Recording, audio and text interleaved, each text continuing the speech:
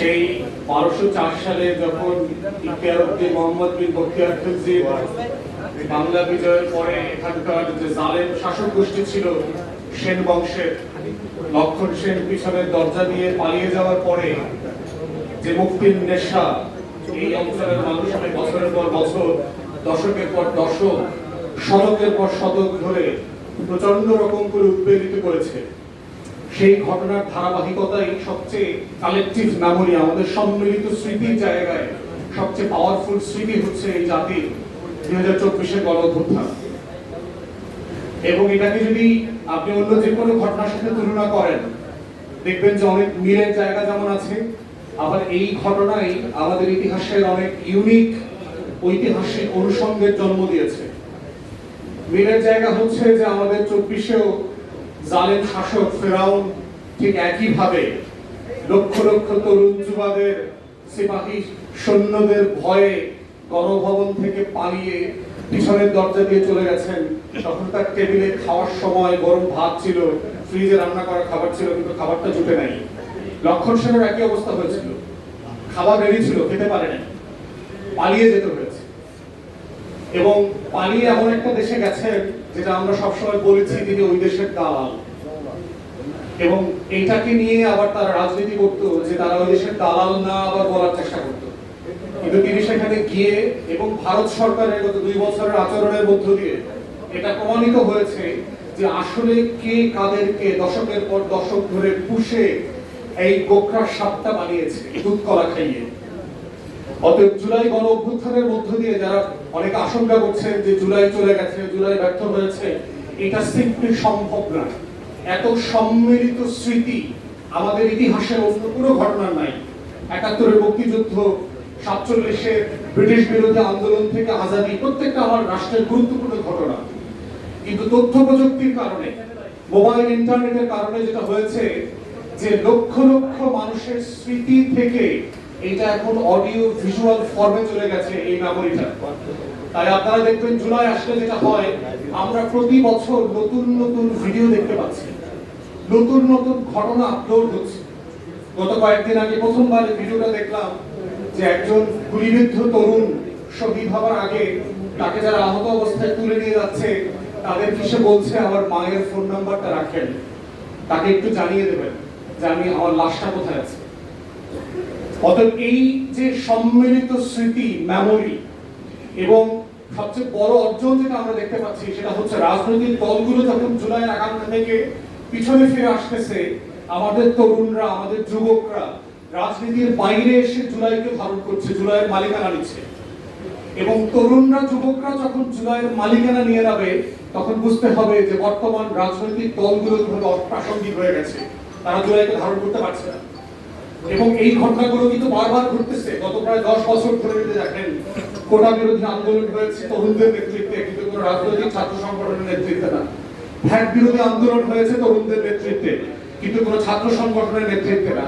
নিরাপদ সড়ক চাই আন্দোলন হয়েছে আমাদের শিশু কিশোর, আমাদের তরুণদের নেতৃত্বে, কিন্তু কোনো রাজনৈতিক দলের নেতৃত্বে না। ঠিক একইভাবে 24-এর গণ অভ্যুত্থান দেখেন, আমাদের বড় বড় রাজনৈতিক দলগুলো গত 17-18 বছর ধরে টানা ফ্যাসিবাদ বিরোধী লড়াই করেছে, কিন্তু তাদের নেতৃত্বে এই গণ অভ্যুত্থানটা হয় নাই। কিন্তু তাদের অনেক ত্যাগ আছে, তারা ফ্যাসিবাদের হাতে মজলুম ছিলেন, জুলুমের শিকার হয়েছেন। অতএব এই যে তরুণদের ভিতরে একটা অনুভূতি তৈরি হচ্ছে যে বছরের পর বছর ধরে যে রাজনৈতিক দলগুলো আসলে আমাদের কথা শুনছে না, আমাদের আকাঙ্ক্ষাকে বুঝতে পারছে না, আমাদের স্বপ্নগুলো নিয়ে তাদের কোনো ভাবনা নাই, তারা এক ভিন্ন গ্রহে থাকেন। তারা মনে করেন তাদের বাপের নামে, মায়ের নামে, ছেলে মেয়ের নামে, বোন নামে গ্রাম, ইউনিয়ন, জেলা, উপজেলার নাম বদলে দেবেন, এবং এটাই হচ্ছে বাংলাদেশ। সে বুঝতে পারছে না যে আমরা ওই বাংলাদেশে এখন আর থাকি না। ওই বাংলাদেশের রাজনীতি যারা করতে তাদেরকে 24-এ বিদায় করে দেওয়া হয়েছে। 4,500 কোটি টাকার মূর্তি বানিয়েছিল শুধু শেখ পরিবার, শেখ হাসিনার সরকার সারা বাংলাদেশে, সেই মূর্তিগুলো পর্যন্ত 24-এ ভেঙে দিয়েছে। অতএব বুঝতে হবে বাপ মা, পোলাপান, বংশ, এদের পূজা করবার, রাজনীতি দেখবার জন্য 24 পরবর্তী জাতি, সত্তা, তরুণরা আসলে প্রস্তুত না। অতএব বাংলাদেশের রাজনৈতিক দল যারা পক্ষে আছেন, বিপক্ষে আছেন, সংসদের বাইরে আছেন, তাদেরকে এই মনস্তত্ত্ব বোঝা দরকার যে 24 ফান্ডামেন্টালি এই রাষ্ট্র কাঠামোর চিন্তা মনস্তত্ত্ব বলতে দিয়েছে। যদি এই উপলব্ধিতে আপনারা আসতে না পারেন, মনে রাখবেন যে বাংলাদেশ থাকবে, বাংলাদেশের লাল সবুজের পতাকা থাকবে, এখানে রাজনীতি থাকবে, স্বপ্ন থাকবে, লড়াই থাকবে, শুধু আপনারা থাকবেন না।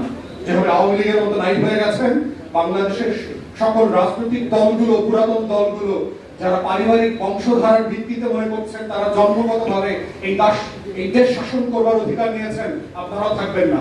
এটাই পৃথিবীর ইতিহাস, বারবার এটা হয়েছে। এবং দেখেন, আওয়ামী লীগের সেক্রেটারি ওবায়দুল কাদের গত কয়েকদিন আগে বলেছে ভিডিও বার্তায় যে অনুশোচনা তো দূরের কথা, লাশের বদলে লাশ, চোখের বদলে চোখ, ভায়োলেন্সের বদলে ভায়োলেন্স করাবে তার নেতা কর্মীদেরকে দিয়ে। মানে তারা পৃথিবীর কোন জায়গায় বাস করছে, তারা নাকি ফিরে আসবে, আপা নাকি ফিরে আসবে, রাজপথ কাঁপবে, বাংলাদেশ হাসবে, আর আমরা সব পথে চলে যাব। কি এক স্বপ্নে তারা বাস করছে। 24-এর এই উপলব্ধির জায়গাটাই আমরা আশা করছি রাজনৈতিক দলগুলো ভাববে এবং নতুন করে বুঝবে। এখানে আমাদের 24-এর গণ অভ্যুত্থানের শহীদ জননী আছেন বেগম রোকেয়া আপা, এবং মাননীয় সংসদ সদস্য যারা আছেন, সংসদকে আমরা অনুরোধ করছি, শফিক ভাই একটু বলে গেছেন, 24-কে প্রোটেক্ট করবার জন্য 24-এর স্যাংটিটি, সম্মান, মর্যাদা, 24-এর ঘটনা এবং 24-এর এই শহীদদের বিচার, আহতদেরকে পুনর্বাসন মিলায় একটা আইন করতে হবে। সকল দল মিলে এই আইন করতে হবে।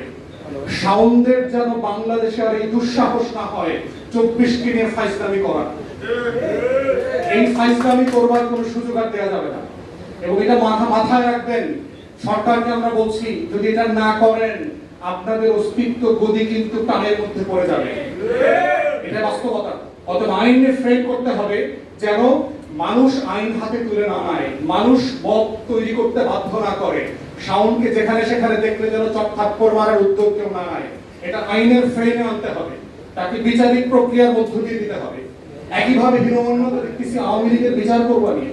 আওয়ামী লীগের বিচারের প্রশ্ন তো বিচারিক প্রক্রিয়া না, ইটস এ পলিটিক্যাল কোশ্চেন, রাজনৈতিক আলোচনা, যেটা রাজনৈতিক দলগুলো গণ অভ্যুত্থানের সকল পক্ষ মিলে একমত হয়ে গেছে তাদের কার্যক্রম নিষিদ্ধ করবার ব্যাপারে। সেখানে আমাদের একজন মাননীয় উপদেষ্টা বললেন যে বিচারিক প্রক্রিয়াকে রেফার করে।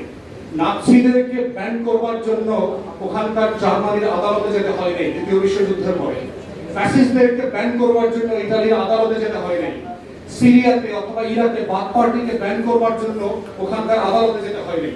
রাজনৈতিক দলগুলো মিলে সিদ্ধান্ত নিয়েছে এটা একটা পলিটিক্যাল কোশ্চেন, এবং বাংলাদেশের ফাংশনাল গণ অভ্যুত্থানের পক্ষে সকল রাজনৈতিক দলগুলো মিলে সিদ্ধান্ত নিতে হবে আওয়ামী লীগের প্রশ্ন কি, এবং এটা সিদ্ধান্ত নেওয়া হয়ে গেছে। অতএব আমরা আশা করব অবিলম্বে আপনার আওয়ামী লীগের রাজনৈতিক কার্যক্রম নিষিদ্ধ করবার ব্যাপারে সংসদে আইন পাশ করবেন, পাশাপাশি বিচারিক প্রক্রিয়াও চলতে থাকবে। এবং এই উপলব্ধির জায়গা থেকে হচ্ছে বাংলাদেশকে গড়ে তোলার যে লড়াই, সেই আজাদির লড়াইটা শত শত বছর ধরে চলবে। 1204 থেকে শুরু হয়ে এটা 24-এ শেষ হয়ে যাবে না।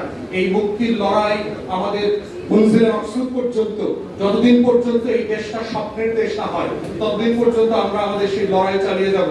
সবাইকে অসংখ্য ধন্যবাদ। আসসালামু আলাইকুম।